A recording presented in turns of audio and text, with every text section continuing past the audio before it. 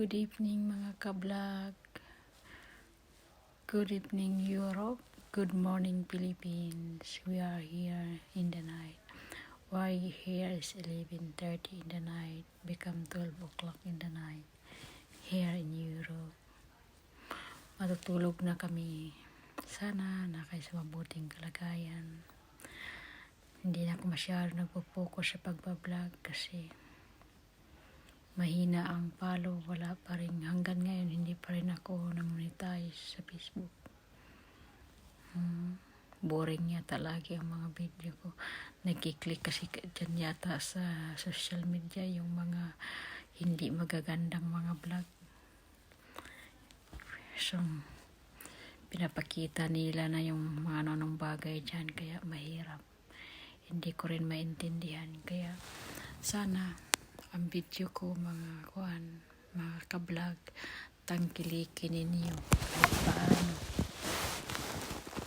Palo-palo na lang tayo each other para hindi ba tayo mawala ng pag-asa sa buhay, kasi lagi na lang tayo nawala ng pag-asa sa bawat isa sa atin.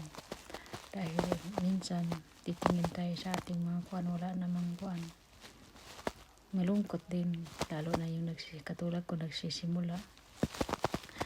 Tagal-tagal na rin, wala pa rin nangyari. Ewan ko na yun. Sige lang, kay ganun talaga ang buhay.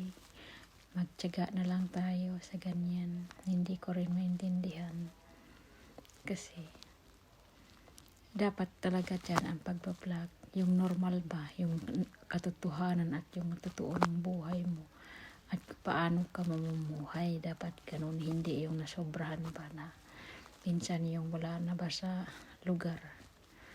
Ako'y mayroon pa rin akong limit sa mga ganyang bagay. Kasi siyempre hindi maganda yung nasobrahan na rin tayo ang yung ginagawa sa social media.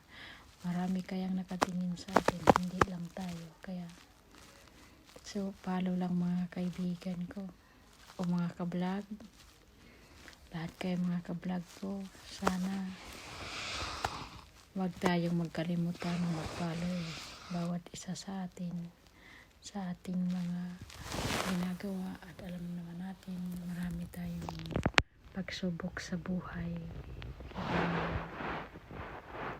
dahil sa hirap ng buhay subukin na natin lahat para magkaroon tayo ng content.